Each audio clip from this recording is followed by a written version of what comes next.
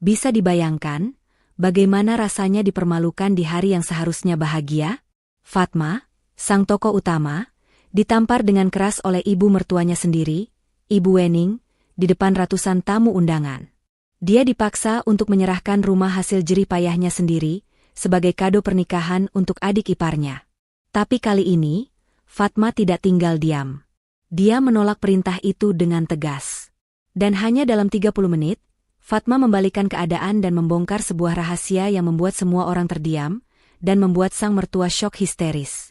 Penasaran banget kan, bagaimana cara Fatma membalas mereka? Dan rahasia besar apa yang akhirnya terungkap? Halo, penonton setia cerita Momo. Apa kabarnya hari ini? Semoga semuanya selalu sehat dan berada dalam lindungannya. Ya, siap kembali lagi bersama kami? Siap untuk kisah yang pastinya akan sangat menguji emosi, menguras kesabaran, dan bikin kita semua gregetan banget. Kisah kita kali ini datang dari seorang istri bernama Fatma, dengan judul yang sangat menyayat hati. Berikan rumahmu untuk kado pernikahan iparmu. Perintah mertua sambil menamparku dengan keras di pesta pernikahan adik ipar di hadapan semua tamu. Aku tolak perintah itu.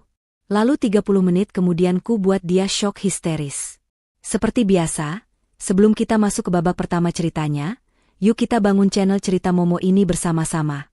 Dukung kami dengan cara menekan tombol like untuk video ini, dan bagi yang baru menemukan channel ini, jangan ragu untuk menekan tombol subscribe dan nyalakan juga lonceng notifikasinya, biar kalian gak ketinggalan kisah-kisah terbaru dari kami.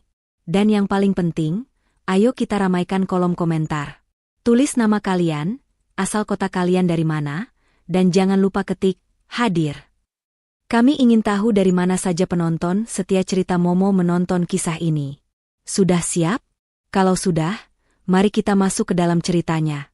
Fatma memijat pelipisnya, merasakan pening yang berdenyut-denyut seirama dengan dentingan sendok dan garpu dari ruang makan. Di rumah megah miliknya, yang ia bangun bata demi bata dari keringatnya sendiri sebagai seorang konsultan properti sukses, ia justru merasa seperti tamu. Suara tawa Ibu Wening, ibu mertuanya, terdengar begitu lepas, bercampur dengan celotehan manja Nadia, sang adik ipar. Mereka sedang sibuk mencicipi sampel catering untuk pernikahan Nadia yang tinggal menghitung hari. Sebuah pernikahan yang digadang-gadang akan menjadi yang termegah di kalangan sosialita mereka. Fatma menarik napas panjang, mencoba mengusir lelah. Ia baru saja kembali dari rapat maraton dengan klien besar, mengamankan proyek bernilai miliaran.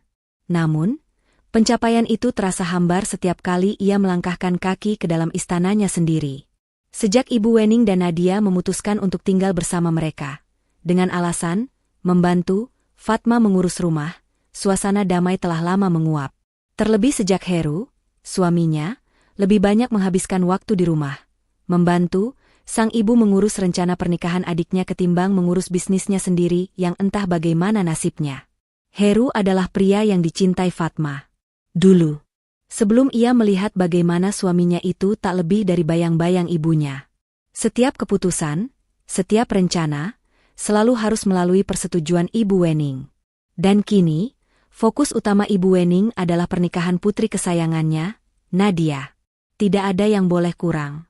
Semuanya harus nomor satu, terbaik, termahal, dan paling, wah.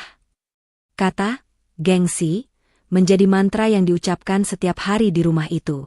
Ibu Wening berjalan melintasi ruang tengah, matanya yang tajam meneliti setiap sudut. Langkahnya angkuh di atas lantai marmer impor yang dibeli Fatma. Ia berhenti di depan sebuah vas kristal besar, hadiah dari klien Fatma di Eropa. Ibu Wening mengetuknya pelan, seolah sedang menilai kualitasnya, sebelum akhirnya mengelap jarinya yang seolah berdebu di baju rumahnya. Bagi Ibu Wening, semua kemewahan ini adalah milik putranya, Heru. Dan Fatma hanyalah wanita beruntung yang menumpang hidup pada kemuliaan nama keluarga mereka. Sebuah ironi yang begitu pahit, mengingat Fatmalah yang menanggung hampir seluruh biaya hidup, termasuk gaya hidup mewah Ibu Wening. Malam itu, ketegangan semakin memuncak. Fatma mencoba membuka pembicaraan dengan Heru di kamar mereka. Ia menunjukkan rincian anggaran pernikahan yang ia temukan di meja kerja Heru. Angkanya sungguh fantastis, jauh melampaui apa yang pernah mereka diskusikan. Fatma mencoba berbicara dengan nada serendah mungkin, tak ingin memicu pertengkaran. Ia menyuarakan kekhawatirannya tentang pemborosan yang tidak perlu. Gedung termewah, gaun rancangan desainer ternama, souvenir berupa logam mulia. Semuanya terasa berlebihan. Heru, yang sedang sibuk dengan ponselnya, hanya mendesah pelan. Ia menatap Fatma dengan tatapan yang selalu berhasil membuat Fatma merasa bersalah. Tatapan, demi keluarga. Heru menjelaskan bahwa ini adalah satu-satunya kesempatan mereka untuk menunjukkan siapa keluarga mereka. Ini adalah demi nama baik Heru, demi kebahagiaan Nadia, dan yang terpenting, demi harga diri Ibu Wening. Heru meyakinkan Fatma bahwa semua akan baik-baik saja. Ia meminta Fatma untuk tidak terlalu perhitungan. Ini kan juga demi adikku. Begitu kira-kira narasi yang selalu diulang Heru, seolah lupa bahwa adiknya kini hidup sepenuhnya dari kakak iparnya. Fatma terdiam. Lagi-lagi ia kalah. Ia melihat bayangan dirinya di cermin besar di kamar mereka. Seorang wanita karir yang tegas dan dihormati di luar, namun tak berdaya di dalam sangkarnya sendiri. Ia mencintai Heru, tapi cinta itu perlahan terasa seperti racun yang melumpuhkan logikanya. Puncaknya terjadi 3 hari sebelum hari haji. Fatma baru saja hendak beristirahat ketika Ibu Wening dan Nadia memanggilnya ke ruang keluarga. Wajah mereka berdua tampak serius, namun ada binar aneh di mata Ibu Wening. Heru sudah duduk di sana, tampak gelisah. Ibu Wening memulai dengan basa-basi panjang, memuji-muji Fatma sebagai menantu yang baik, meski nadanya terdengar hambar. Lalu, Ibu Wening masuk ke intinya. Ia berkata bahwa ada satu hal lagi yang kurang untuk melengkapi kebahagiaan Nadia. Sebuah kado pernikahan. Tapi bukan kado biasa. Bukan mobil mewah, bukan perhiasan. Mata Ibu Wening menatap lurus ke arah Fatma, dingin dan menusuk. Ia menginginkan sesuatu yang bermakna. Sesuatu yang akan menjadi simbol kasih sayang Fatma sebagai kakak ipar.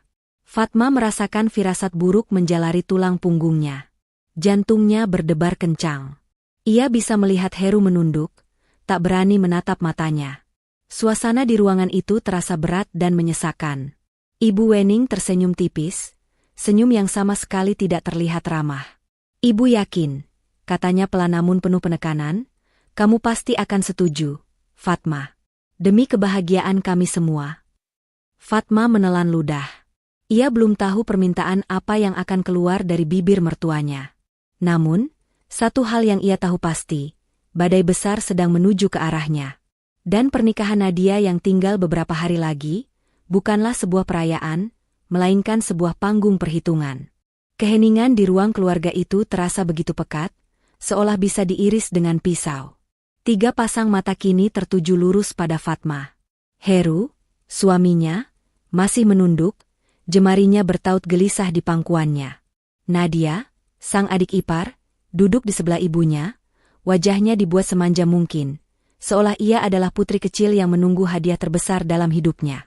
Dan Ibu Wening, sang ratu di rumah itu, duduk tegak dengan dagu terangkat. Matanya menyorot Fatma dengan keyakinan penuh bahwa permintaannya adalah titah yang tak mungkin ditolak. Fatma mencoba mengatur napasnya yang tiba-tiba terasa sesak. Firasat buruknya semakin kuat. Apa itu, Ibu? Tanya Fatma akhirnya. Suaranya berusaha ia jaga agar tetap tenang, meski hatinya sudah bergemuruh. Ibu Wening tersenyum, senyum yang membuat Fatma merasa mual. Ia meraih tangan Nadia dan mengelusnya. Putriku sayang, Nadia, Ibu Wening memulai, nadanya dibuat seolah sedang membacakan dongeng. Dia akan segera memulai hidup baru bersama Reza.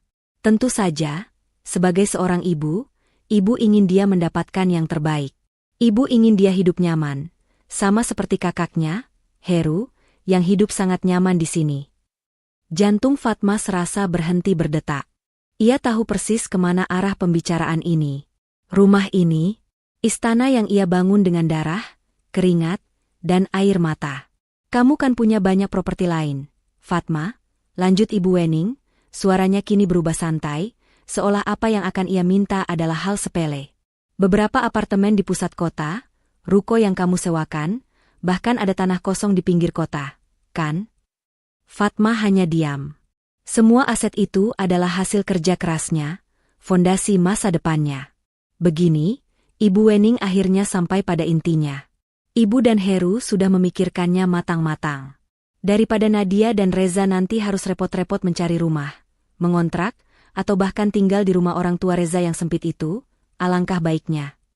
Ibu Wening berhenti sejenak, mengambil napas, seolah sedang mempersiapkan pengumuman besar. Alangkah baiknya, rumah ini, ia menggerakkan tangannya, menunjuk ke sekeliling ruang keluarga yang mewah itu, kamu berikan saja untuk Nadia. Sebagai kado pernikahan. Hening. Jika ada jarum yang jatuh di atas karpet tebal itu, suaranya pasti akan terdengar seperti dentuman. Fatma menatap mertuanya, tak percaya dengan apa yang baru saja ia dengar. Ini bukan permintaan. Ini adalah perampokan di siang bolong. Nadia, di sebelah ibunya, langsung bertepuk tangan kecil. Wah, benarkah, Ibu? Kak Fatma? Kakak mau kasih rumah ini buat aku. Wajahnya berseri-seri, seolah kado itu sudah ada di tangannya. Fatma merasakan darahnya mulai mendidih. Tapi ia menahan diri. Ia menoleh ke satu-satunya orang yang seharusnya membelanya. Heru, panggil Fatma, suaranya nyaris tak terdengar. Heru akhirnya mengangkat wajahnya. Pria itu tampak pucat. Ia menghindari tatapan Fatma dan justru menatap ibunya. Fatma, dengar dulu, ucap Heru gugup. Ini demi kebaikan kita semua. Ibu benar, kamu kan masih punya banyak aset lain. Kita bisa pindah ke apartemenmu yang di pusat kota. Untuk sementara. Nanti kita bangun lagi rumah baru yang lebih. Lebih apa, Heru? Potong Fatma, suaranya mulai bergetar, entah karena marah atau karena rasa sakit yang luar biasa di dadanya. Lebih besar? Lebih mewah? Agar ibu bisa memintanya lagi untuk kado pernikahan cucunya nanti. Fatma, jaga bicaramu. Ibu Wening membentak, nada manisnya lenyap seketika. Kamu ini bicara apa? Tentu saja tidak. Ini hanya untuk Nadia. Dia satu-satunya putri ibu. Wajar dong ibu ingin dia bahagia. Kamu sebagai kakak ipar seharusnya ikut senang. Apa susahnya memberi satu rumah saja? Hartamu tidak akan habis. Satu rumah saja. Ibu Wening mengatakannya seolah rumah itu adalah sebungkus permen. Rumah yang menyimpan semua kenangan awal Fatma merintis usahanya. Rumah yang setiap sudutnya ia desain sendiri. Ibu, Fatma mencoba sekali lagi untuk tetap waras. Ini bukan masalah harta. Rumah ini rumah kita, Heru. Rumah tempat kita seharusnya membangun keluarga. Keluarga? Ibu Wening tertawa sinis. Keluarga yang mana? Sampai sekarang kamu bahkan belum bisa memberi Heru seorang anak. Setidaknya, kalau kamu berikan rumah ini pada Nadia, rumah ini akan segera ramai dengan suara tangis cucuku nanti. Itu dia. Pukulan telak di bawah perut. Ibu Wening tahu persis kelemahan Fatma. Tahu persis di mana harus menekan agar ia merasa paling tidak berharga. Fatma dan Heru memang sudah bertahun-tahun mendambakan momongan, dan ketiadaan itu selalu dijadikan senjata oleh Ibu Wening. Fatma merasakan air matanya mulai menggenang. Tapi ia menahannya. Ia tidak akan menangis di depan mereka. Tidak kali ini. Jadi, ini semua sudah kalian rencanakan? Tanya Fatma dingin, menatap Heru dan ibunya bergantian. Kalian memanggilku ke sini bukan untuk berdiskusi, tapi untuk memberitahuku sebuah keputusan. Tentu saja ini keputusan terbaik, sahut Ibu Wenya. Dan kamu akan menyetujuinya, Fatma. Pikirkan saja. Pernikahan Nadia tinggal 3 hari lagi. Pengumuman pemberian kado ini akan jadi puncak acara yang indah. Semua tamu akan melihat betapa dermawannya keluarga kita. Betapa baiknya kamu sebagai kakak ipar. Gengsi. Lagi-lagi gengsi. Ibu Wening ingin pamer di depan seluruh tamu undangan. Ingin menunjukkan bahwa putrinya mendapatkan kado pernikahan paling mewah. Sebuah rumah megah dari kakak iparnya. Fatma berdiri. Kakinya terasa gemetar, tapi ia paksakan untuk tegak. Jawabanku tidak, Ibu, ucapnya tegas. Ekspresi Ibu Wening dan Nadia langsung berubah. Heru tampak terkejut, seolah tak menduga Fatma akan berani menolak. Apa katamu? Desis Ibu Wening. Aku bilang, tidak. Aku tidak akan memberikan rumahku pada siapapun. Ulang Fatma, kali ini dengan penekanan di setiap kata. Aku pamit ke kamar. Aku lelah. Tanpa menunggu jawaban, Fatma berbalik. Ia berjalan menaiki tangga, mengabaikan teriakan Ibu Wening yang memanggil-manggil namanya, menyumpahinya sebagai menantu tidak tahu diuntung. Fatma tahu, ini bukan akhir. Ini baru saja permulaan. Dan ia harus segera menyiapkan bentengnya. Pintu kamar tidur mewah itu terasa seperti pintu benteng. Begitu Fatma menutupnya, ia bisa mendengar dengan jelas suara bentakan Ibu Wening dari lantai bawah, disusul suara barang pecah. Entah vas bunga atau piring, Fatma tidak peduli. Ia menyandarkan punggungnya di pintu, napasnya terengah, tangannya gemetar hebat. Ia baru saja melakukan hal yang tak terbayangkan. Ia menentang titah sang ratu, Ibu Wening. Keberanian sesaat itu kini dibayar dengan ketakutan yang menjalari seluruh tubuhnya. Tak lama kemudian, gagang pintu bergerak kasar. Heru. Fatma, buka pintunya. Fatma. Suara suaminya terdengar panik. Tapi bukan panik karena mengkhawatirkan Fatma, melainkan panik karena takut pada ibunya. Fatma tidak bergeming. Ia berjalan limbung ke tempat tidur dan duduk di tepinya.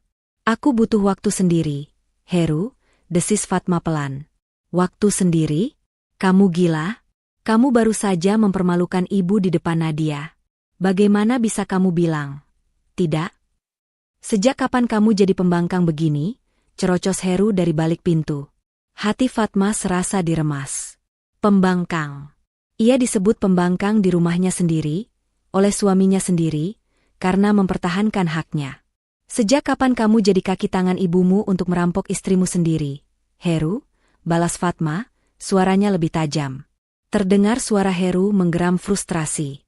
Setelah beberapa kali gedoran yang sia-sia, langkah kakinya menjauh. Malam itu, Fatma tidur sendirian di kamar utama mereka. Ia mengunci pintunya, bukan hanya untuk menahan Heru di luar, tapi untuk menahan seluruh dunia palsu yang ia bangun bersamanya. Sementara Heru, ia tahu pasti, tidur di kamar tamu di sebelah kamar ibunya, seolah sedang melapor dan menyusun strategi baru. 2 hari berikutnya adalah neraka. Pernikahan Nadia tinggal 1 hari lagi, dan rumah itu berubah menjadi medan perang dingin. Ibu Wening dan Nadia menerapkan strategi paling kejam, mereka menganggap Fatma tidak ada. Jika Fatma duduk di meja makan, mereka akan serempak berdiri dan pindah ke ruang keluarga, membawa piring mereka. Jika Fatma menyapa, mereka akan sibuk dengan ponsel atau berbicara satu sama lain seolah Fatma adalah hantu. Heru menjadi juru bicara mereka. Setiap pagi dan malam, ia akan mendatangi Fatma dengan narasi yang sama. Fatma, ibu jadi sakit. Tekanan darahnya naik. Kamu tega melihat ibumu sendiri menderita? Atau, Nadia tidak berhenti menangis. Kamu mau merusak hari bahagia satu-satunya adikku. Dan yang paling menyakitkan, aku malu, Fatma. Aku malu punya istri pelit dan tidak menghargai keluarga. Semua kata-kata itu seperti jarum kecil yang menusuk jantung Fatma. Tapi ada sesuatu yang berubah dalam diri Fatma malam itu. Setiap tusukan tidak lagi membuatnya berdarah, tapi justru membuatnya semakin keras, semakin dingin. Ia melihat suaminya dengan kacamata yang baru. Pria yang ia cintai, yang ia dukung mati-matian bisnisnya yang gagal, kini berdiri di hadapannya, memohon padanya untuk merelakan rumah mereka demi gengsi, sebuah pesta pernikahan. Puncaknya adalah H1, malam sebelum pernikahan. Fatma sedang memeriksa beberapa dokumen pekerjaan di ruang kerjanya, ketika Ibu Wening masuk tanpa mengetuk. Ini adalah pertama kalinya mertuanya itu berbicara langsung padanya sejak penolakan tempo hari. Wajahnya dingin dan penuh perhitungan. Saya tidak tahu iblis apa yang merasukimu, kata Ibu Wening pelan, nadanya mengancam. Tapi saya peringatkan kamu. Besok adalah hari besar untuk putri saya. Saya sudah terlanjur memberitahu beberapa keluarga besar dan teman-teman arisan saya tentang kado spesial itu. Saya sudah bilang ke MC-nya untuk menyiapkan sesi khusus penyerahan kado darimu. Fatma membeku. Jadi, mereka tidak hanya meminta. Mereka sudah merencanakannya. Mereka sengaja menciptakan situasi di mana Fatma tidak bisa menolak di depan umum. Jika ia menolak di pesta, ia yang akan terlihat jahat. Besok, lanjut Ibu Wening, mendekatkan wajahnya. Saat MC memanggil namamu, kamu naik ke panggung. Kamu berikan pidato singkat, dan kamu serahkan kuncinya pada Nadia. Jangan buat drama. Jangan buat malu keluarga ini. Mengerti? Ibu Wening tidak menunggu jawaban. Ia berbalik dan meninggalkan ruangan, meninggalkan Fatma yang kini benar-benar mengerti. Ini bukan lagi permintaan gila. Ini adalah jebakan. Perampokan terencana yang akan disaksikan ratusan orang. Kemarahan yang tadinya membara pelan kini meledak dalam dirinya. Tapi kemarahan itu anehnya terasa dingin. Ia tidak akan menangis. Ia tidak akan menyerah. Mereka salah memilih lawan. Mereka pikir mereka bisa menjebaknya di depan umum? Fatma akan membiarkan mereka memainkan permainan itu. Tangannya meraih ponsel. Ia mengunci pintu ruang kerjanya, memastikan tidak ada yang bisa menguping. Jarinya menekan sebuah nomor yang sudah lama ia simpan untuk keadaan darurat. "Halo, selamat malam, Pak Baskoro." Ucap Fatma pelan, suaranya mantap. "Maaf mengganggu malam-malam. Ini Fatma. Saya punya situasi yang sangat mendesak. Saya butuh bantuan hukum Anda ya, besok. Di pesta pernikahan adik ipar saya." Di seberang telepon, Pak Baskoro, pengacara sekaligus konsultan hukum perusahaannya, mendengarkan dengan saksama. Fatma menceritakan semuanya, dari permintaan gila, tekanan psikologis, hingga rencana jebakan di atas panggung. Semakin lama Fatma berbicara, suaranya semakin percaya diri. Ia bukan lagi korban. Ia sedang merancang strategi perangnya sendiri. "Bisa, Pak?" tanya Fatma di akhir. Terdengar suara berat Pak Baskoro. "Bisa, Bu Fatma. Kebetulan sekali. Ada beberapa dokumen yang ingin saya konfirmasi juga dengan Pak Heru. Saya akan datang besok sebagai tamu undangan, Ibu. Datanglah ke pesta itu seolah Ibu tidak punya rencana apa-apa. Serahkan sisanya pada saya." Telepon ditutup. Fatma menatap pantulan dirinya di layar komputer yang gelap. Ia akan datang ke pesta itu. Ia akan membiarkan Ibu Wening merasa menang. Ia akan naik ke panggung jika diminta. Tapi, kado yang akan ia berikan bukanlah kunci rumah, melainkan sebuah kebenaran yang akan meruntuhkan panggung kemunafikan mereka. Pagi di hari pernikahan Nadia disambut dengan hiruk-pikuk yang luar biasa di rumah Fatma. Rumah itu sudah seperti markas event organizer. Ibu Wening berteriak ke sana kemari, memberi instruksi pada penata rias, pada asisten rumah tangga, bahkan pada Heru yang tampak sibuk mondar-mandir dengan ponsel menempel di telinga. Anehnya, tak ada satupun yang berani mengganggu Fatma. Kamarnya seolah menjadi pulau terpencil yang dihindari oleh semua orang. Mereka mengira Fatma sedang merajuk atau patah hati setelah kekalahannya tempo hari. Fatma sendiri terbangun bukan karena alarm, tapi karena sebuah tekad yang dingin dan solid. Ia mandi dengan tenang, membiarkan air hangat menghapus sisa-sisa kegelisahan. Hari ini adalah hari perhitungan. Selesai mandi, ia tidak langsung mengenakan jubah mandi. Ia berdiri di depan cermin besar, menatap pantulan dirinya. Mata yang biasanya hangat itu kini memancarkan kilat baja. Ia tidak lagi melihat dirinya sebagai korban. Ia membuka lemari pakaian, mengabaikan gaun-gaun berwarna pastel yang biasa ia kenakan. Tangannya terulur pada sebuah gaun long dress berwarna midnight blue yang ia beli untuk acara penganugerahan bisnis tahun lalu. Gaun yang memancarkan aura kekuasaan, elegan namun mengintimidasi. Ia merias wajahnya dengan saksama. Bukan riasan sendu, tapi riasan yang tajam dan berkelas. Saat ia mengaplikasikan lipstik merah pekat di bibirnya, ia tersenyum pada bayangannya sendiri. Ini bukan lagi Fatma si menantu penurut. Ketika ia menuruni tangga utama, semua aktivitas di ruang keluarga sempat terhenti. Ibu Wening, Nadia yang sedang dirias, dan Heru, semuanya menoleh. Ada keterkejutan sesaat di mata mereka. Mereka mungkin mengharapkan Fatma turun dengan mata bengkak dan wajah kuyu. Tapi yang mereka lihat adalah seorang ratu yang siap menghadiri pesta dansa. Nadia mencibir pelan, "Tumben kakak dandan heboh. Kirain gak semangat datang ke nikahanku." Ibu Wening hanya tersenyum tipis, sinis, dan penuh kemenangan. "Bagus, Fatma," katanya. "Akhirnya kamu sadar diri. Memang begini seharusnya. Kamu harus terlihat pantas mendampingi keluarga kami. Ingat pesan ibu kemarin. Jangan buat drama. Senyum yang manis. Ibu Wening mengira penampilan Fatma adalah tanda penyerahan diri, sebuah usaha untuk menebus dosa penolakannya. Heru mendekat, wajahnya tampak lega. Ia mengira istrinya sudah luruh dan kembali normal. Kamu cantik sekali, sayang. Heru mencoba meraih lengan Fatma. Fatma bergerak sedikit ke samping, membuat tangan Heru tergantung canggung di udara. Terima kasih. Sebaiknya kita berangkat sekarang. Nanti kalian terlambat di hari besar kalian, jawab Fatma, suaranya datar dan dingin. Perjalanan menuju ballroom Hotel Bintang 5 tempat pesta diadakan terasa sangat menyesakan. Fatma duduk di kursi belakang bersama Heru, sementara Ibu Wening duduk di depan laksana seorang komandan. Ibu Wening tak henti-hentinya memberi wejangan pada Heru tentang tamu-tamu VVIP yang harus disambut secara pribadi. Tak sekalipun ia bertanya pada Fatma. Bagi Ibu Wening, Fatma hanyalah properti pendukung yang tugasnya akan tiba nanti di atas panggung. Begitu tiba di lobi hotel, kemegahan pesta itu langsung terlihat.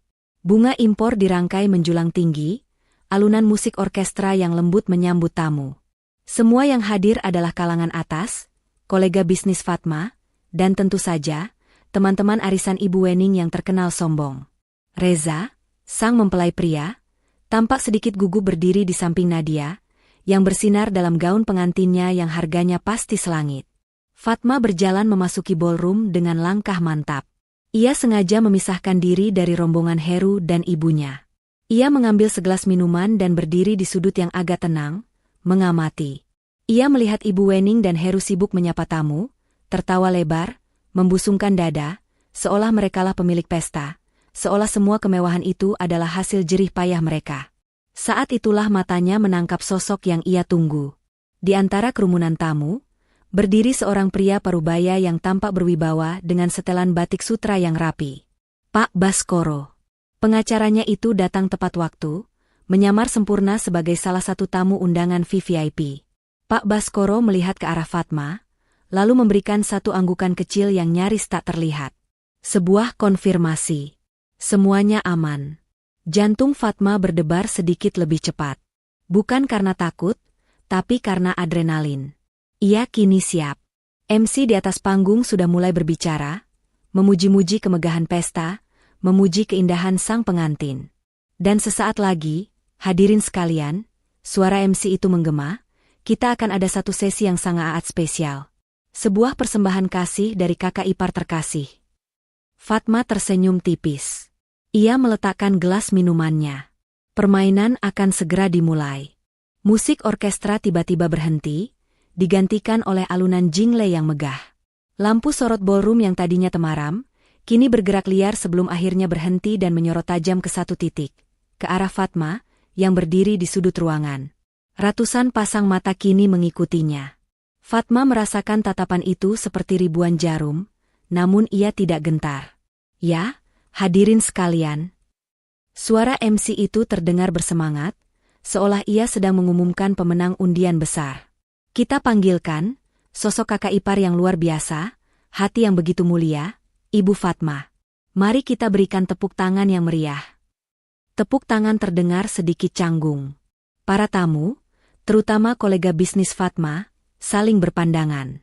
Mereka mengenal Fatma sebagai negosiator ulung yang dingin, bukan sosok yang akan melakukan drama di atas panggung. Ibu Wening, yang sudah berdiri di panggung kecil di sebelah pelaminan, tersenyum dengan kepuasan maksimal. Ia melambaikan tangan ke arah Fatma, menyuruhnya naik. Heru berdiri kaku di samping ibunya, wajahnya pucat pasi, namun ia memaksakan seulas senyum. Nadia dan Reza, sang pengantin, duduk di kursi pelaminan, menatap Fatma dengan antisipasi. Nadia jelas-jelas mengharapkan sesuatu yang luar biasa. Fatma menarik napas panjang. Inilah saatnya. Dengan langkah yang terukur dan anggun, ia berjalan menuju panggung. Gaun midnight blue-nya menyapu lantai dengan gemulai, punggungnya tegak, dagunya terangkat. Ia tidak terlihat seperti orang yang sedang terintimidasi. Ia terlihat seperti seorang ratu yang berjalan menuju tahtanya. Dalam sepersekian detik, saat ia melintasi kerumunan, matanya bertemu dengan Pak Baskoro. Pengacaranya itu masih berdiri tenang. Tangannya terlipat di depan dada, memberikan tatapan, semua terkendali. Sesampainya di panggung, MC langsung menyodorkan mikrofon. Namun, sebelum Fatma sempat meraihnya, Ibu Wening dengan sigap mengambil alih. "Biar ibu saja yang mulai," katanya sambil tertawa kecil, seolah itu adalah bagian dari naskah. Ibu Wening memegang mikrofon itu dengan gemetar yang dibuat-buat, seolah terharu. "Bapak, Ibu, tamu-tamu kehormatan sekalian." Ia memulai, suaranya terdengar dramatis. "Malam ini adalah malam terbahagia bagi saya. Putri saya satu-satunya, Nadia, akhirnya menemukan pangerannya." Beberapa tamu bertepuk tangan sopan. "Tapi," lanjut Ibu Wening, "kebahagiaan ini tidak akan lengkap tanpa kemurahan hati. Dan malam ini, kita semua akan menjadi saksi. Saksi betapa luar biasanya keluarga kami. Betapa beruntungnya putri saya, Nadia, memiliki seorang kakak ipar seperti Fatma." Ibu Wening menoleh, menatap Fatma dengan senyum yang begitu manis namun palsu. "Fatma, menantuku tersayang. Dia sudah bekerja begitu keras. Dia adalah panutan. Dan sebagai bukti cintanya pada adiknya, dia sudah menyiapkan sebuah kado." Ibu Wening sengaja berhenti. Ballroom menjadi hening. "Bukan sekadar kado biasa," desis Ibu Wening ke mikrofon, membuat semua orang semakin penasaran. "Bukan mobil, bukan perhiasan. Tapi sesuatu yang akan menaungi cinta Nadia dan Reza selamanya. Sesuatu yang akan menjadi pondasi rumah tangga mereka." Fatma hanya diam, wajahnya tanpa ekspresi. Ia sudah tahu kemana arahnya. "Fatma, ayo, katakan, nak." Ibu Wening kini menyodorkan mikrofon itu ke depan bibir Fatma. Wajahnya begitu dekat, matanya menyipit, berbisik mengancam yang hanya bisa didengar Fatma. "Katakan sekarang. Jangan buat malu." Seluruh tamu menahan napas. Fatma menatap mikrofon itu sejenak. Lalu ia menatap Ibu Wening, Nadia, dan terakhir Heru. "Selamat malam." Suara Fatma terdengar tenang dan jernih, menggema di seluruh ruangan. "Selamat atas pernikahan kalian, Nadia dan Reza." "Saya?" Fatma berhenti, ia melihat Ibu Wening mengangguk-angguk puas, mengira Fatma akan mengikuti naskahnya. "Saya rasa, ada kesalahpahaman besar di sini," lanjut Fatma dengan nada yang sama tenangnya. Senyum di wajah Ibu Wening langsung membeku. Heru tampak seperti ingin pingsan. Nadia mengerutkan keningnya. "Kesalahpahaman?" ulang Ibu Wening. Nadanya masih mencoba terdengar ramah di depan mikrofon, meski matanya sudah menusuk marah. "Ya," tegas Fatma. "Saya mendoakan kebahagiaan untuk Nadia. Tapi kado yang ibu maksud, kado rumah itu, tidak ada.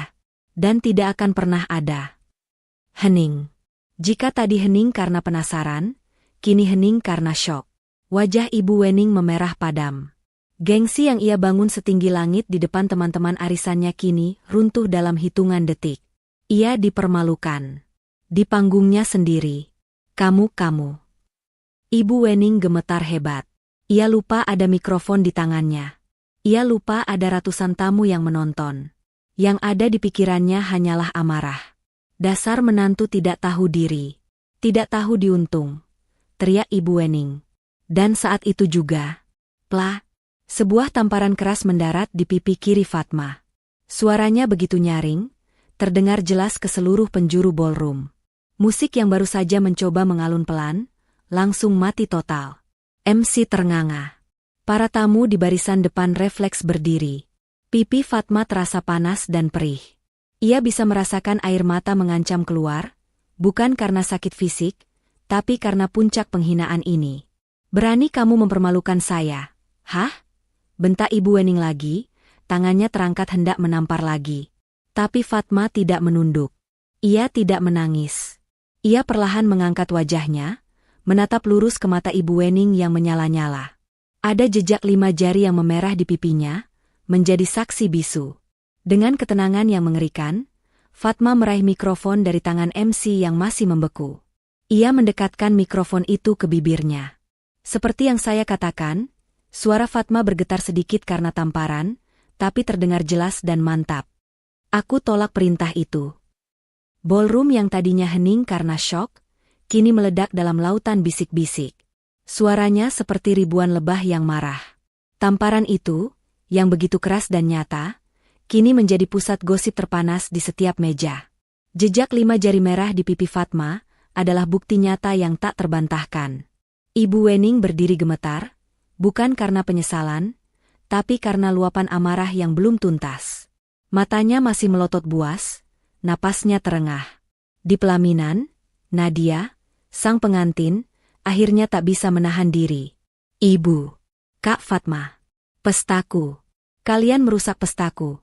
Tangisnya pecah, maskara mahalnya mulai luntur, merusak riasan yang sudah dipersiapkan berjam-jam. Reza, suaminya yang baru, hanya bisa menatap nanar, tak tahu harus berbuat apa. Namun, target utama Fatma bukanlah Nadia. Ia menoleh pada satu-satunya pria yang seharusnya melindunginya. "Heru," panggil Fatma, suaranya kini dingin, tak ada lagi getar kesakitan. Heru, yang sedari tadi membeku seperti patung lilin, akhirnya tersentak. Tapi reaksinya bukanlah membela Fatma. Ia justru melangkah maju, wajahnya pucat karena malu. "Fatma, sudah cukup," desisnya, mencoba meraih lengan Fatma untuk menariknya turun panggung. "Jangan buat malu lagi. Ayo minta maaf sama ibu." Minta maaf. Hati Fatma yang tadinya hanya retak, kini hancur berkeping-keping. Suaminya baru saja memintanya meminta maaf karena telah ditampar di depan umum. Fatma menepis tangan Heru dengan kasar. Sebuah gerakan kecil, namun penuh penolakan mutlak. "Minta maaf?" Fatma tertawa, tawa yang terdengar begitu getir dan menyakitkan, membuat para tamu semakin terdiam. "Minta maaf untuk apa, Heru? Minta maaf karena aku tidak mau memberikan rumahku? Minta maaf karena aku tidak mau menuruti perampokan terencana kalian? Jaga mulutmu, Fatma." Ibu Wening kembali berteriak. Ia mencoba merebut mikrofon dari tangan Fatma. Tapi Fatma memegang mikrofon itu erat-erat.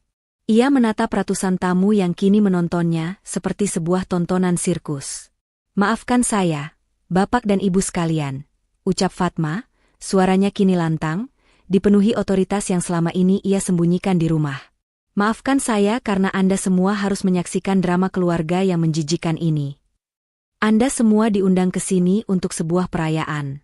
Tapi, Fatma menoleh, menatap tajam Heru dan Ibu Wening. "Saya diundang ke sini untuk sebuah penjebakan." "Apa maksudmu?" geram Heru. "Kamu pikir aku bodoh, Heru?" balas Fatma. "Kamu dan ibumu merencanakan ini, kan? Sengaja mengumumkan kado rumah di atas panggung, di depan semua tamu, di depan kolega bisnisku.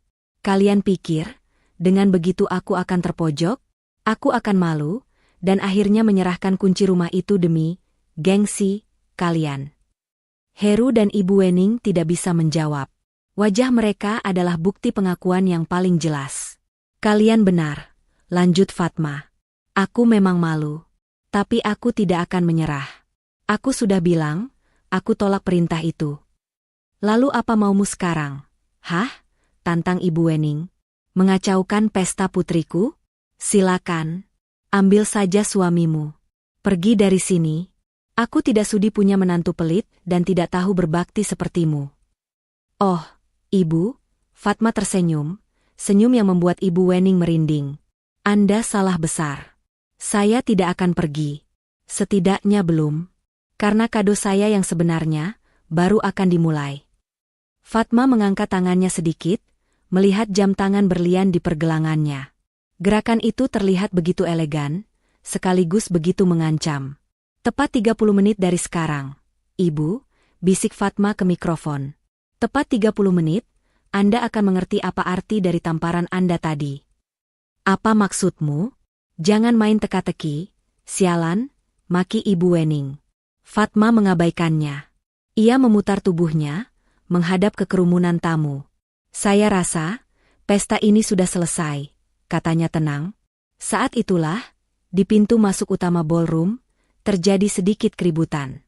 Pak Baskoro, yang sedari tadi diam, kini melangkah maju. Ia tidak sendirian. Di belakangnya, berjalan 2 orang petugas keamanan hotel yang tegap, dan yang paling mengejutkan seorang pria berseragam polisi. Mereka berjalan lurus, bukan ke panggung, tapi ke meja wedding organizer dan manajer hotel yang berdiri di sudut ruangan. Pak Baskoro menunjukkan sebuah map berisi dokumen. Manajer hotel itu membacanya, wajahnya langsung pucat. Ia menelpon seseorang. Di atas panggung, Heru melihat kedatangan polisi itu. Keringat dingin mulai bercucuran di dahinya. Fatma, apa yang kamu lakukan? Siapa mereka? Fatma menatap suaminya untuk terakhir kali. Mereka? Mereka adalah kado dariku, Heru. Kado yang akan memastikan bahwa keadilan disajikan malam ini juga. Selamat menikmati 30 menit terakhir kemewahan palsumu. Tanpa berkata apa-apa lagi, Fatma meletakkan mikrofon itu di lantai panggung. Ia berbalik dan berjalan turun dari panggung. Ia berjalan melewati meja-meja tamu yang terdiam. Pipi kirinya masih memerah, namun punggungnya tegak. Ia tidak melarikan diri. Ia baru saja menyalakan bom waktu. Fatma tidak berjalan keluar ballroom. Ia hanya berhenti di dekat pintu keluar, di samping pilar marmer yang kokoh, seolah pilar itu adalah cerminan dirinya yang baru. Dari sana, ia bisa melihat panggung dengan jelas. Panggung yang tadinya adalah tempat penghinaannya, kini akan menjadi panggung kehancuran mereka. Pipinya masih berdenyut perih, namun hatinya terasa beku, mati rasa. Di atas panggung, suasana kacau balau. Ibu Wening, yang masih belum pulih dari syok karena perlawanan Fatma, kini beralih ke Heru. Heru, kejar dia. Suruh dia kembali. Jangan biarkan dia pergi setelah mempermalukan kita. Bentak Ibu Wening, suaranya masih bergema meski tanpa mikrofon. Heru tampak bingung. Sebagian dirinya ingin mengejar Fatma, tapi sebagian besar dirinya lumpuh karena tatapan ratusan tamu. Ia mencoba menenangkan ibunya. Ibu, tenang dulu, Bu. Nanti kita. Tenang, potong Ibu Wening. Pesta ini hancur. Reputasi kita hancur. Saat itulah, tepat seperti yang Fatma perkirakan, manajer hotel dan kepala wedding organizer, yang sedari tadi berdiskusi tegang dengan Pak Baskoro dan polisi, mulai bergerak. Musik yang tadi sempat mencoba hidup lagi, kini mati total. Serentak.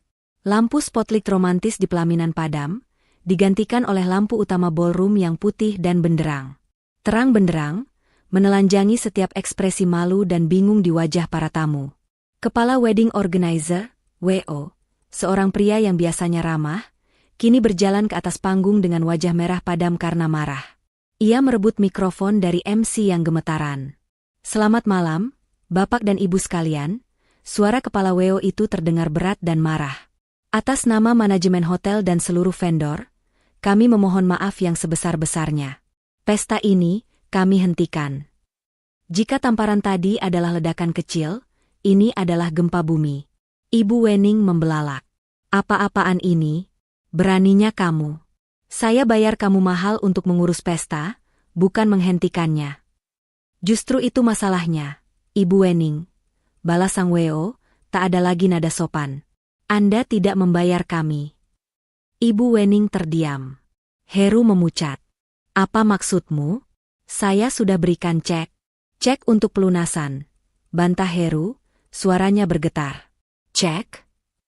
Kepala W.O. itu tertawa sinis. Anda bilang cek ini? Ia mengangkat selembar kertas. Cek ini kosong, Pak Heru.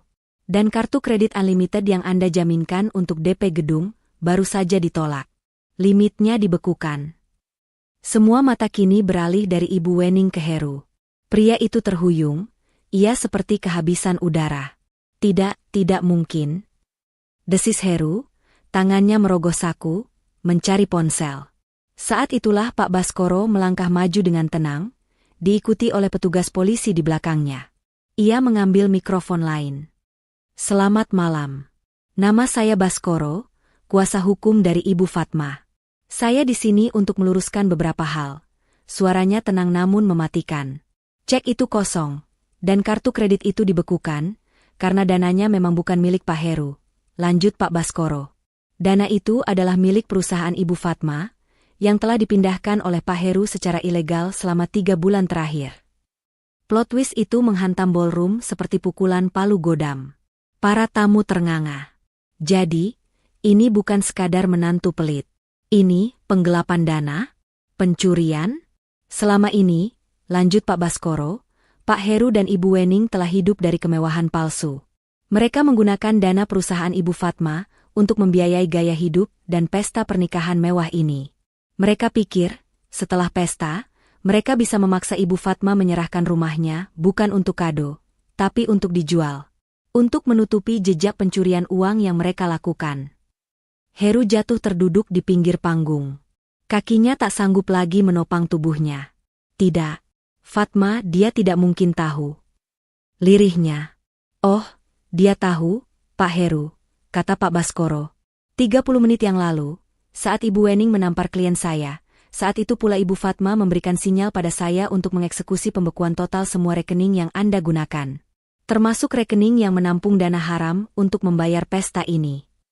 Sekarang semuanya jelas. Permintaan rumah itu adalah jalan keluar terakhir mereka.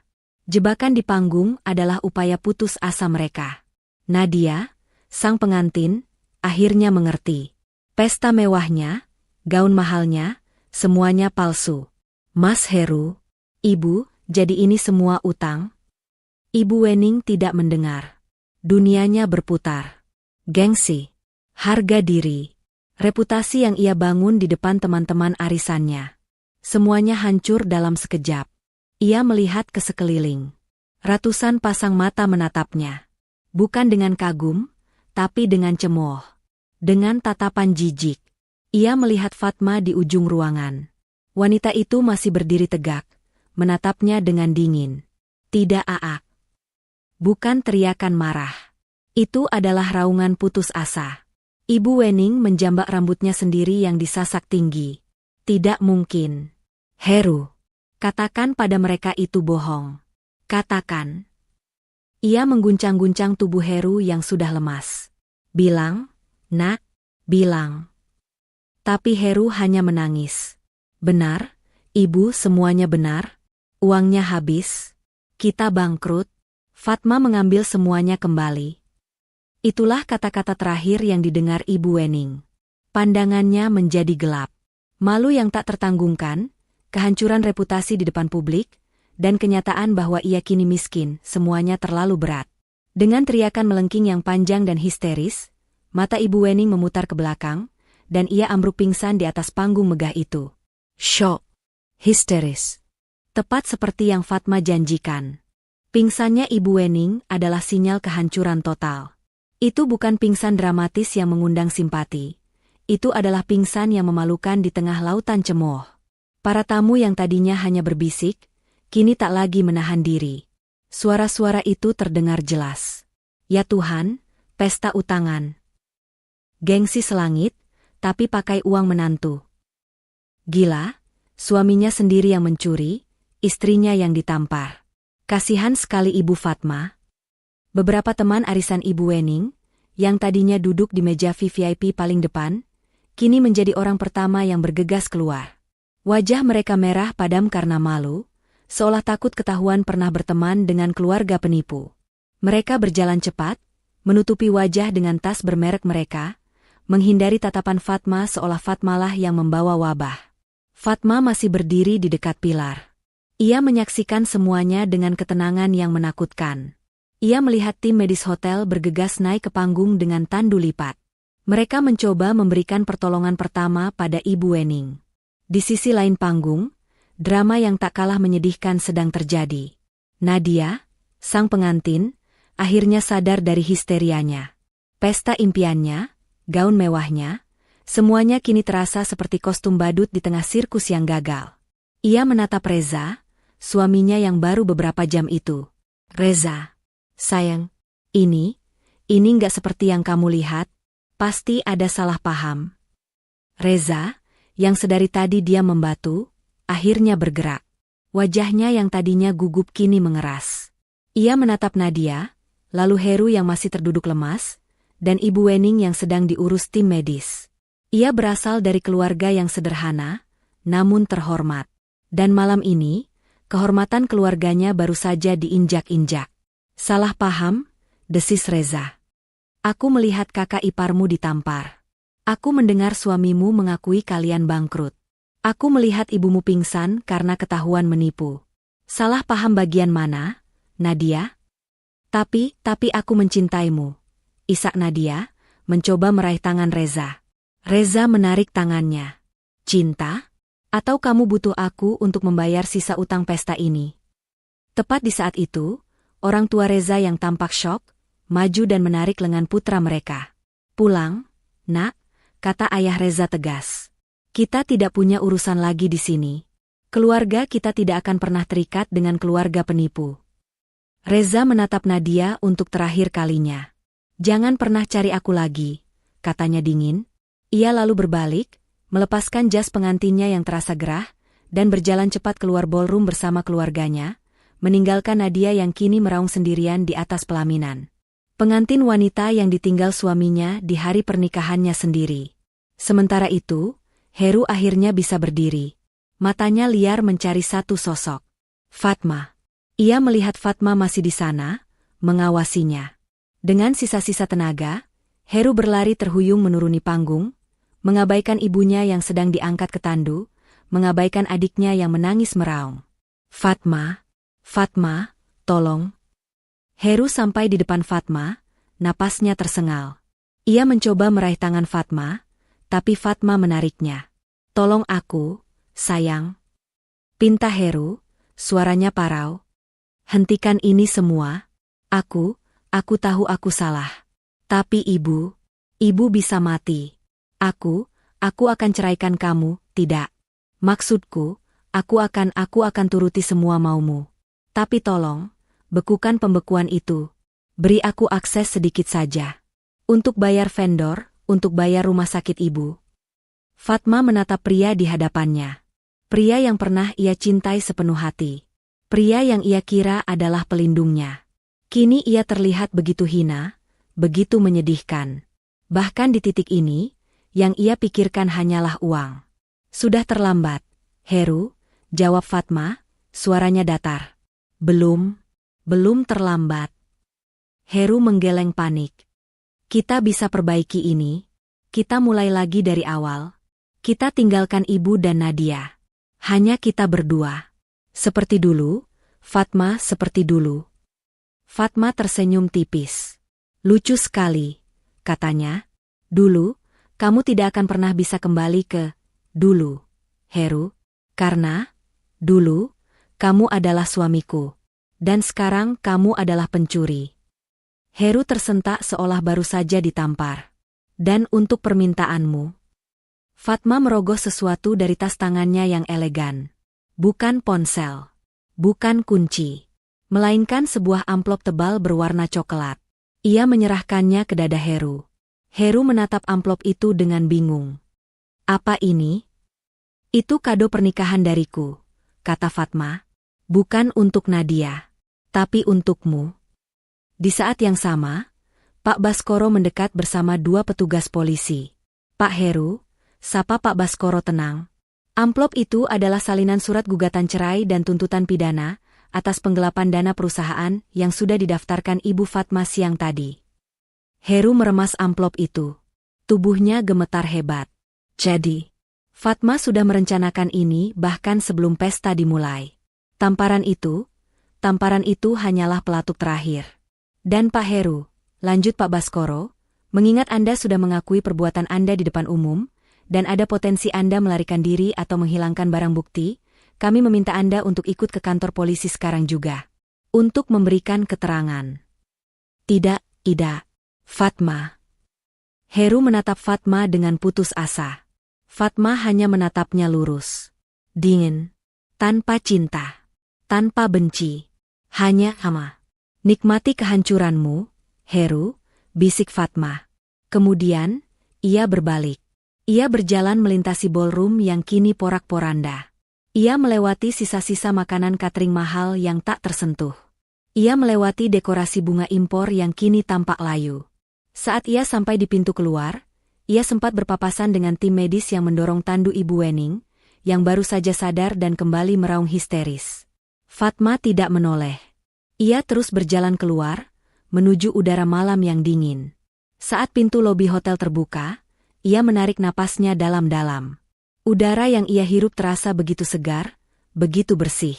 Untuk pertama kalinya setelah bertahun-tahun, ia merasa bebas. Malam yang gemerlap itu berakhir dalam kehinaan. Ballroom yang tadinya dipenuhi aroma bunga impor, kini berbau skandal. Para tamu VVIP pulang dengan satu cerita, bukan tentang indahnya pernikahan Nadia, tapi tentang hancurnya dinasti palsu Ibu Wening. Ambulans yang membawa Ibu Wening melaju dalam diam, disusul mobil polisi yang membawa Heru ke kantor polisi untuk dimintai keterangan lebih lanjut atas laporan resmi yang dilayangkan Pak Baskoro atas nama perusahaan Fatma. Di pelaminan, Nadia ditinggalkan sendirian, gaun pengantinnya yang seputih salju kini kotor oleh air mata dan debu lantai panggung tempat ibunya pingsan. Bagi Fatma, malam itu berakhir di salah satu unit apartemen miliknya yang lain, sebuah penthouse sederhana namun aman yang tidak diketahui Heru. Ia menatap pantulan wajahnya di jendela kaca yang menghadap gemerlap lampu kota. Jejak tamparan Ibu Wening masih sedikit terlihat, bengkak dan memerah. Namun, untuk pertama kalinya, Fatma tidak merasakan sakit. Ia merasa hampa, tapi hampa yang melegakan. Seolah beban seberat gunung akhirnya terangkat dari pundaknya. Pagi harinya, berita itu tidak meledak di media massa. Pak Baskoro sudah memastikan itu. Skandal ini ditangani dengan presisi hukum, bukan gosip murahan. Yang meledak adalah neraka pribadi bagi Heru, Ibu Wening, dan Nadia. Di kantor polisi, Heru menjalani malam terpanjang dalam hidupnya. Ia ditempatkan di ruang interogasi yang dingin, berbau apak, jauh dari kemewahan yang biasa ia nikmati. Sisa-sisa arogansinya luntur seiring terbitnya matahari.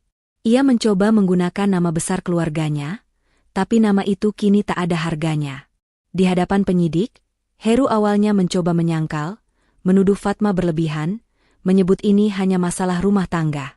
Namun, Pak Baskoro tidak datang dengan tangan kosong. Bukti yang ia serahkan bukan hanya main-main. Rekening koran selama 6 bulan terakhir. Jejak transfer digital yang jelas dari rekening perusahaan Fatma ke rekening pribadi Heru, lalu ke rekening berbagai vendor pernikahan mewah. Bahkan ada bukti percobaan pemalsuan tanda tangan Fatma untuk mencairkan deposito perusahaan.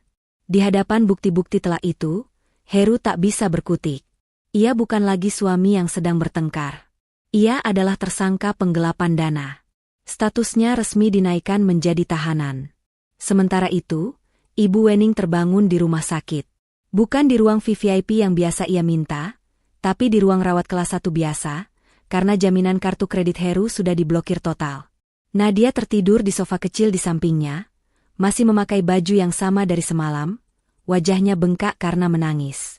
Hal pertama yang Ibu Wening cari adalah ponselnya. Ia harus memaki Fatma. Ia harus menyuruh Heru membereskan kekacauan ini. Tapi yang ia dapati adalah puluhan pesan dari teman-teman arisannya. Bukan pesan simpati, melainkan pesan cemooh, pesan yang menagih utang arisan, dan pesan yang memutuskan pertemanan. Reputasinya kini tak lebih dari sampah. Nadia, bangun. Di mana Heru? Kenapa dia biarkan ibu di sini? Bentak Ibu Wening, kepalanya masih pusing. Nadia terbangun dengan kaget. Aku tidak tahu, Ibu. Semalam Mas Heru dibawa polisi, lirih Nadia. Ibu Wening terdiam. Polisi. Jadi ini bukan sekadar gertakan. Setelah dokter menyatakan ia hanya mengalami syok dan tekanan darah tinggi ringan, Ibu Wening memaksa untuk pulang. Ia tidak sudi menghabiskan 1 sen pun di tempat yang tidak berkelas ini. Dengan sisa uang tunai yang dimiliki Nadia, mereka memesan taksi online, sebuah penghinaan terbesar bagi Ibu Wening. Tujuan mereka hanya satu, rumah Fatma. Rumah yang mereka anggap milik mereka. Ibu Wening berencana masuk, mengamankan barang-barang berharganya, dan menyusun rencana balasan. Namun, pemandangan yang menyambut mereka di gerbang rumah megah itu adalah puncak kehancuran mereka. Gerbang besi yang tinggi itu terkunci rapat. Bukan hanya terkunci, tapi juga terpasang rantai baru yang besar. Dan di atas gerbang itu, tertempel selembar surat resmi yang dilaminating. Aset ini berada dalam pengawasan hukum untuk proses penyitaan jaminan atas nama PT Fatma Jaya Property. Dilarang masuk atau merusak segel. Di bawahnya, Ada stempel dari firma hukum Pak Baskoro. Nadia langsung terduduk lemas di trotoar. Tidak rumah kita. Ibu Wening gemetar hebat. Ia mencengkeram jeruji gerbang. Tidak. Ini rumah anakku. Rumah Heru. Fatma sialan. Buka pintunya. Ia mengguncang-guncang gerbang itu seperti orang gila. Ia berteriak memanggil satpam, tapi satpam yang biasa menunduk hormat padanya kini hanya berdiri kaku di dalam pos, tak berani ikut campur urusan hukum. Ironis. Rumah yang begitu ia inginkan untuk kado Nadia, kini menjadi monumen kejatuhan mereka. Rumah itu memang pada akhirnya disita. Bukan oleh Nadia, tapi oleh hukum, untuk membayar kembali utang-utang Heru pada perusahaan Fatma. Fatma merelakan rumah itu, karena ia tahu, rumah itu sudah tercemar. Ia lebih memilih menyelamatkan perusahaannya dan harga dirinya. Ibu Wening akhirnya luruh. Ia terduduk di tanah yang kotor di luar gerbang, bersandar pada pilar yang sama tempat ia biasa menyuruh supir membukakan pintu untuknya. Ia menatap segel itu dengan pandangan kosong. Heru di penjara. Nadia ditinggal suami. Dirinya kini menjadi bahan tertawaan. Dan ia kini resmi menjadi gelandangan. Waktu tidak pernah menunggu siapapun. 6 bulan berlalu sejak malam pesta pernikahan yang hancur itu. Gema skandal telah mereda, digantikan oleh cerita-cerita baru. Namun bagi mereka yang terlibat, hidup telah berubah selamanya. Di sebuah rumah kontrakan kecil di pinggiran kota yang padat, Ibu Wening kini menghabiskan hari-harinya dalam keheningan yang pahit. Kemewahan telah lenyap. Tak ada lagi arisan sosialita, tak ada lagi pelayan yang bisa ia perintah. Ia harus belajar memasak nasi sendiri, mencuci pakaiannya sendiri, dan yang paling menyakitkan, berdamai dengan tatapan sinis tetangga yang entah bagaimana tahu siapa dirinya dari berita viral sesaat. Nadia tetap bersamanya, tapi ia bukan lagi putri manja yang ceria. Ia kini bekerja sebagai staf administrasi di sebuah pabrik garmen, wajahnya selalu tertunduk, menanggung malu atas nasib keluarga dan status janda yang ia sandang bahkan sebelum ia sempat berbulan madu. Mereka berdua hidup dalam penyesalan yang tak terucap. Setiap kali mereka makan dengan lauk seadanya, bayangan ballroom hotel, dekorasi bunga impor, dan tamparan Ibu Wening, selalu hadir di antara mereka. Heru bernasib lebih buruk. Di pengadilan, ia terbukti bersalah atas penggelapan dana perusahaan. Dengan bukti-bukti yang disajikan Pak Baskoro, ia dijatuhi hukuman 3 tahun penjara. Di balik jeruji, ia akhirnya punya banyak waktu untuk berpikir. Ia merindukan Fatma. Bukan kemewahan Fatma, tapi kebaikan hati Fatma, dukungan tulusnya, senyumnya yang dulu selalu menyambutnya pulang. Ia menulis surat permintaan maaf berkali-kali, namun tak satu pun pernah ia kirim. Ia tahu, ia tak pantas lagi. Dan Fatma, jauh dari hiruk-pikuk kejatuhan mereka, Fatma memulai lembaran baru. Ia memang harus merelakan rumah megah itu. Rumah yang menjadi simbol kesuksesannya sekaligus penjara rumah tangganya, akhirnya dilelang oleh bank untuk menutupi kerugian perusahaan yang disebabkan oleh Heru. Proses itu menyakitkan, tapi perlu. Fatma membersihkan namanya, menyelamatkan perusahaannya dari kebangkrutan, dan yang terpenting, menyelamatkan dirinya sendiri. Proses perceraiannya dengan Heru berjalan lancar, diputuskan Versteeg karena Heru tak bisa hadir dari tahanan. Fatma kini resmi bebas. Kita melihat Fatma 6 bulan kemudian, bukan di penthouse mewahnya. Ia berdiri di sebidang tanah kosong di tepi danau yang tenang, jauh dari pusat kota. Di tangannya ada sebuah cetak biru. Di sampingnya berdiri Pak Baskoro, yang kini bukan hanya pengacaranya, tapi juga sahabat kepercayaannya. Anda yakin akan membangun di sini, Bu? Jauh dari mana-mana, tanya Pak Baskoro sambil tersenyum. Fatma menoleh, senyum tulus terbit di bibirnya. Senyum yang sudah lama tidak ia tunjukkan. Justru itu, Pak, jawabnya lembut. Saya sudah muak membangun istana untuk dipamerkan. Kali ini, saya hanya ingin membangun rumah. Ia tidak lagi mengejar proyek-proyek raksasa yang menguras waktu. Ia kini lebih fokus pada proyek-proyek properti sosial, membangun perumahan terjangkau bagi mereka yang membutuhkan. Ia menemukan bahwa memberi jauh lebih memuaskan daripada memiliki. Fatma menatap hamparan air danau yang tenang. Ia teringat tamparan Ibu Wening. Pipinya sudah lama tak sakit. Tapi jejaknya abadi di hatinya, bukan sebagai luka, tapi sebagai pengingat. Pengingat bahwa harga diri adalah pondasi yang tak boleh retak. Adegan terakhir adalah Fatma meletakkan batu pertama di tanah itu. Sebuah rumah kecil namun hangat akan berdiri di sana. Ia tidak lagi membutuhkan ballroom mewah untuk merasa berharga, atau gaun mahal untuk merasa percaya diri. Ia hanya membutuhkan ketenangan. Di sore itu, saat matahari terbenam dan mewarnai langit dengan warna jingga keemasan, Fatma akhirnya menemukan apa yang selama ini ia cari. Ia kehilangan sebuah rumah megah yang penuh kepalsuan, tapi ia mendapatkan kembali rumahnya yang sejati, dirinya sendiri. Kebebasannya, kedamaian hatinya, dan harga dirinya yang kini utuh tak ternilai. Pesan moral. Keberanian untuk melepaskan kemewahan demi menyelamatkan harga diri adalah kemenangan yang sesungguhnya.